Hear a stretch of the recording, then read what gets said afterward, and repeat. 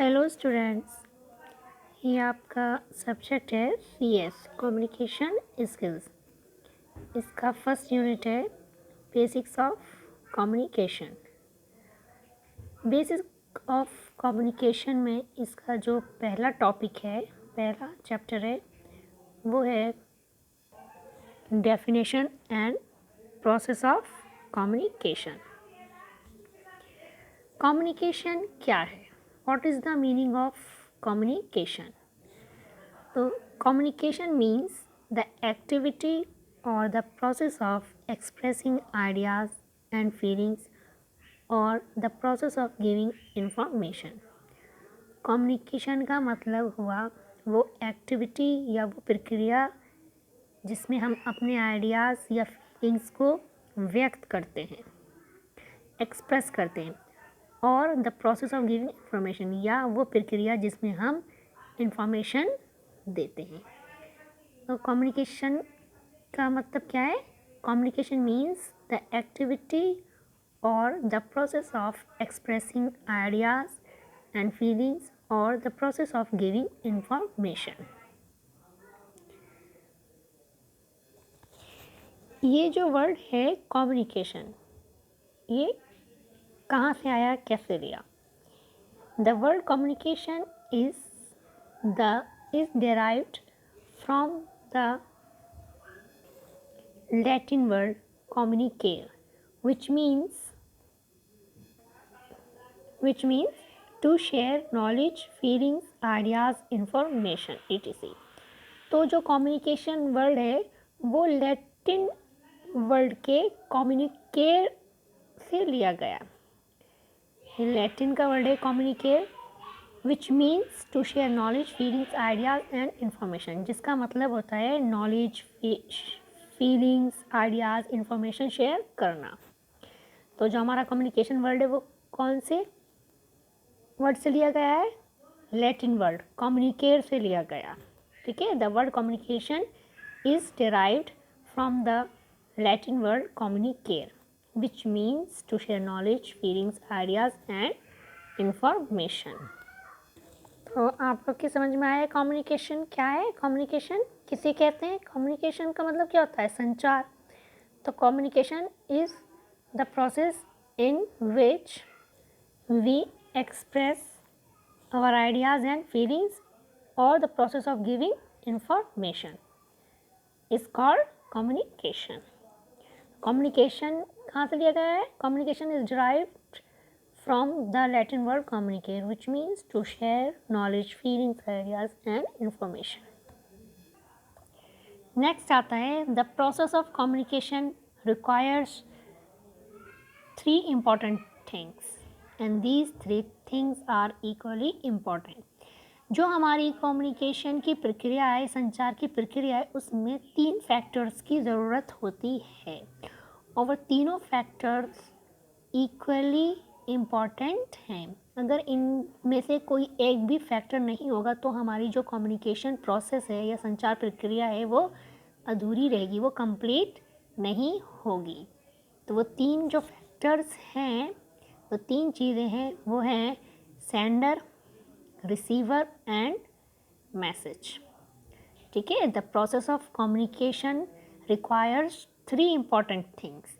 जो कम्युनिकेशन की प्रक्रिया है वो उसको 3 चीज़ों की, 3 फैक्टर्स की ज़रूरत होती है कंप्लीट करने में। And these 3 things are equally important, और ये तीनों चीज़ें बराबर से ही महत्व रखती हैं। पहले होता है रिसीवर, सेंडर। सेंडर कौन है? जो इंफॉर्मेशन देता है या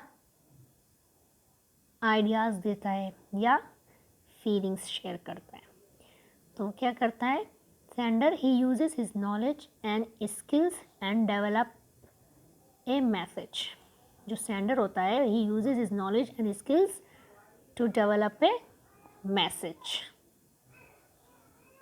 तो सेंडर जो है अपनी नॉलेज और स्किल का यूज़ करके मैसेज डेवलप करता है।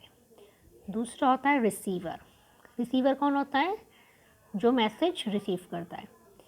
He decodes the message and send feedback to the sender. अब यहाँ जो डिकोड वर्ड है वो क्या है देखिए।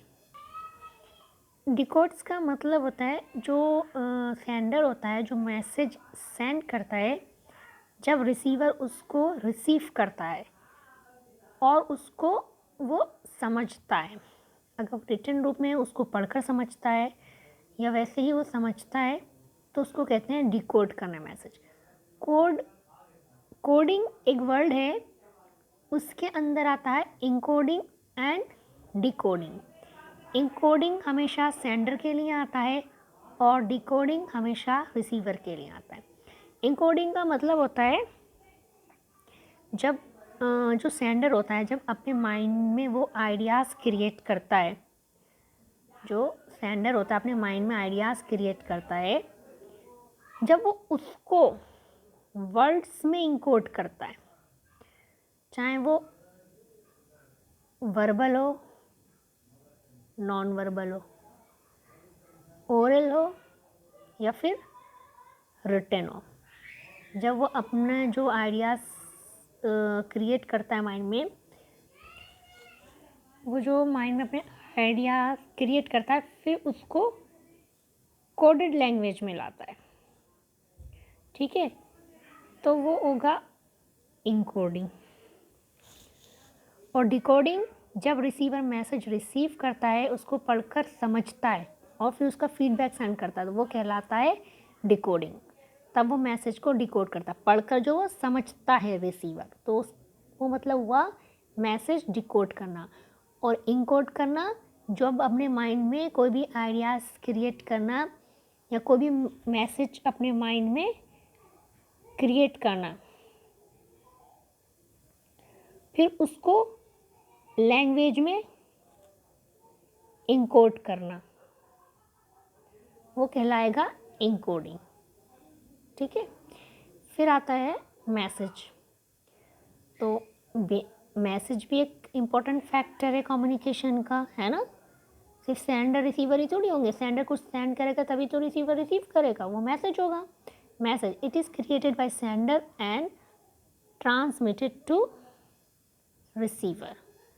तो यहाँ आया the process of communication requires 3 important factors या 3 important things and these 3 things are equally important. और ये तीनों ही चीज़ें बराबर से महत्वपूर्ण हैं। सेंडर जो मैसेज सेंड करता है, अपनी नॉलेज और स्किल का यूज़ कर कर मैसेज डेवलप करता है। रिसीवर जो है जो मैसेज को डिकोड करता है, मतलब पढ़कर समझता है, and send feedback to sender, और वो सेंडर को फीडबैक सेंड करता है। तीसरा हुआ मैसेज। तो message it is created by sender and transmitted to receiver, ठीक है। तो यहाँ जो कोडिंग वर्ड है, ये जो डिकोड वर्ड है, ये कोडिंग के अंदर आता है। कोडिंग मतलब कोडिंग के अंदर आता है इनकोडिंग और डिकोडिंग। इनकोडिंग कौन करता है? सेंडर। वो अपने माइंड में जो भी अपने नॉलेज या स्किल से जो भी मैसेज अपने माइंड में क्रिएट करता है या कोई भी आइडियाज़ क्रिएट करता है, जब वो उनको लैंग्वेज में लाता है, चाहे वो ओरल हो या रिटन लैंग्वेज हो, जब उनको वर्ड्स में एक्सप्रेस करता है, तो वो कहलाएगा इनकोडिंग करना। तब वो मतलब जब वो इनकोड करने के बाद ही तो मैसेज रिसीवर को सेंड करता है। वो पहले तो माइंड में क्रिएट करता है, आइडियाज़ क्रिएट करता है, फिर उस आइडिया को जब वो अपनी लैंग्वेज में लेकर आता है, चाहे वो वर्बल हो, नॉन वर्बल हो, ओरल हो या रिटन हो, जब उसको लैंग्वेज में लेकर आता है तो उसको कहलाएंगे इनकोड करना, ठीक है, मैसेज इनकोड करना। और जब वो रिसीवर के पास जाता है, जब रिसीवर वो मैसेज पढ़ता है, तब वो कहलाएगा डिकोड करना। पढ़कर जो समझता है फिर फीडबैक सेंड करता है, तो वो कहलाएगा डिकोड करना, ठीक है। नेक्स्ट आता है कन्वर्सेशन। कन्वर्सेशन किसे कहते हैं? कम्युनिकेशन, संचार। कन्वर्सेशन होती है वार्तालाप। तो कन्वर्सेशन और कम्युनिकेशन में क्या डिफरेंस है? जो कम्युनिकेशन होती है वो किसी न किसी पर्पस से की जाती है, और जो कन्वर्सेशन होती है पर्पसलेस होती है। इसके लिए कोई पर्पस की कोई भी पर्पस रिक्वायर्ड नहीं होता। देखिए, it is a specific form of communication that usually involves natural language. It is used for social ties. तो जो कन्वर्जेशन है क्या होती है, वार्तालाप होती है। जैसे कि दो लोग बैठे हैं और फिर वो अचानक जो है एक दूसरे से बोर हो रहे हैं, तो अचानक एक दूसरे से बात करने लगे, तो वो क्या सिर्फ टाइम पास के लिए बात कर रहे हैं और वो अपनी नेचुरल लैंग्वेज यूज़ कर रहे हैं, ठीक है, पर्पसलेस बात कर रहे हैं वो। तो कन्वर्जेशन क्या है, एक कम्युनिकेशन की एक स्पेसिफिक विशिष्ट फॉर्म है जो नेचुरल लैंग्वेज है। ये सामाजिक बंधन के लिए होती है, सोशल टाइज सामाजिक बंधन के लिए होती है, ठीक है। अब आता है देखो कन्वर्सेशन और कम्युनिकेशन में क्या डिफरेंस है। देखो, no purpose is required. Conversation में किसी कोई भी उद्देश्य की आवश्यकता नहीं होती है। कम्युनिकेशन में उद्देश्य की आवश्यकता होती है। Immediate feedback is required. Conversation, दो लोग आपस में बैठे बात कर रहे हैं, तो एक कोई कुछ पूछ रहा है तो दूसरा उसका फ़ौरन रिप्लाई देता है, तो इमीडिएट जो है immediate feedback is required. Communication में इमीडिएट फीडबैक मे और मे नॉट बी रिक्वायर्ड, ठीक है। Conversation it is used for social ties, ये सामाजिक बंधन के लिए होती है। और जो कम्युनिकेशन होती है it is used for transferring और शेयरिंग इंफॉर्मेशन। जो कम्युनिकेशन होती है वो इंफॉर्मेशन और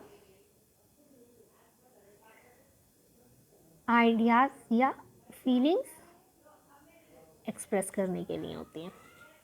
इसका एग्जाम्पल है गॉसिप लिटरेसी और इसका एग्जाम्पल है passing information to known and unknown people.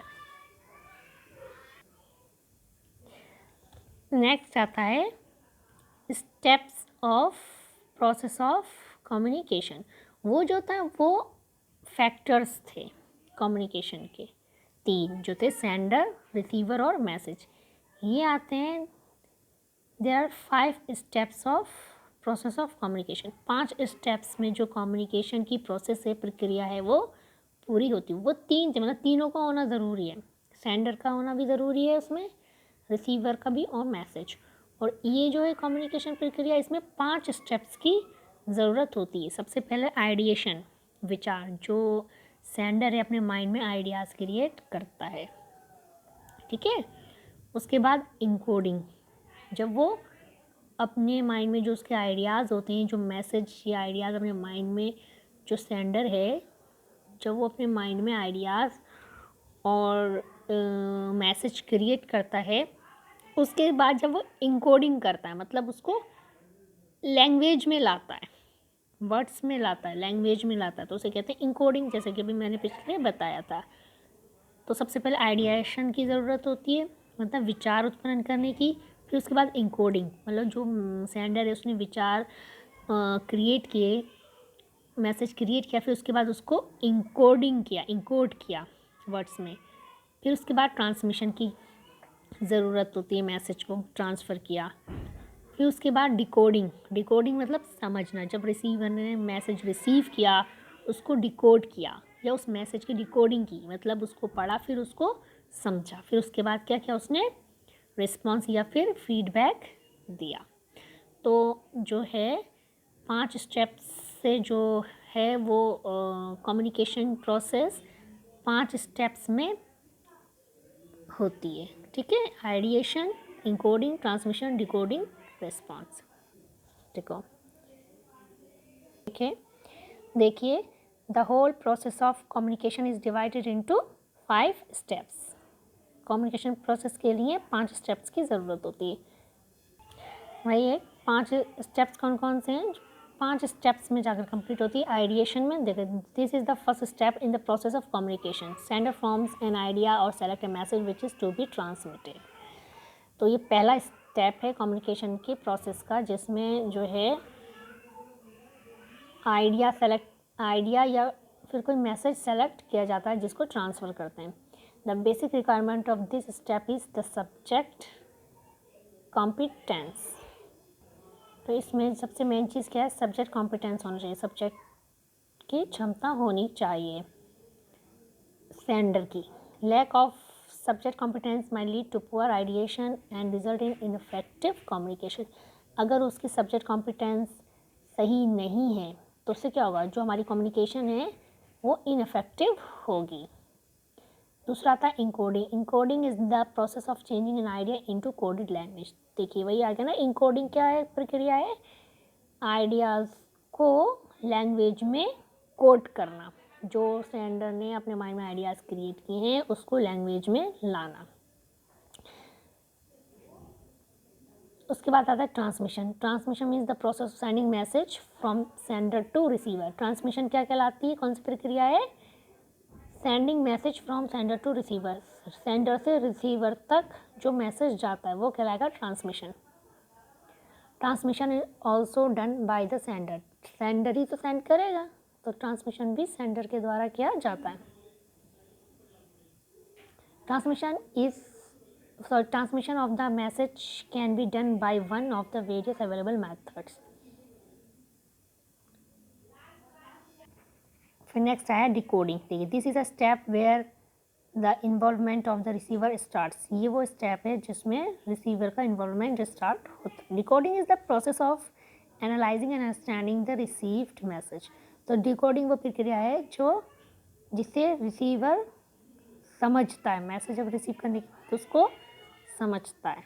फिर लास्ट है रिस्पॉन्स या feedback. It is the last step in the process of communication. Communication की जो प्रक्रिया है इसका ये सबसे लास्ट स्टेप है। It depends on the decoding of the message by the receiver. ये जो है रिसीवर के मैसेज डिकोड करने पे डिपेंड करता है। मैसेज अगर उसने अच्छे से डिकोड किया या मैसेज की अच्छे से डिकोडिंग की तो वो डिकोडिंग ही देखें, it depends on the decoding of the message by the receiver. तो ये जो है रिस्पॉन्स या फीडबैक है ये किस पर डिपेंड करता है, ये रिसीवर के डिकोडिंग पर डिपेंड करता है कि उसने उसको कैसा समझा। इफ़ डिकोडिंग इज़ परफेक्ट, अगर उसने अच्छे से समझ लिया उसके then feedback will lead to perfect communication. If not the process में लॉस इट्स इफेक्टिवनेस। अगर उसने अच्छे से समझ लिया तो उसका जो फीडबैक है वो एक अच्छी कम्युनिकेशन पर जाएगा, और अगर उसने अच्छे से नहीं समझा तो ये प्रक्रिया कैसी हो जाएगी, अपनी इफेक्टिवनेस खो देगी। ठीक है, hence we can say that effectiveness of communication depends on the receiver's response to the message। तो हम कह सकते हैं कि जो इफेक्टिवनेस होती है कम्युनिकेशन की वो रिसीवर के रिस्पॉन्स पर डिपेंड होती है।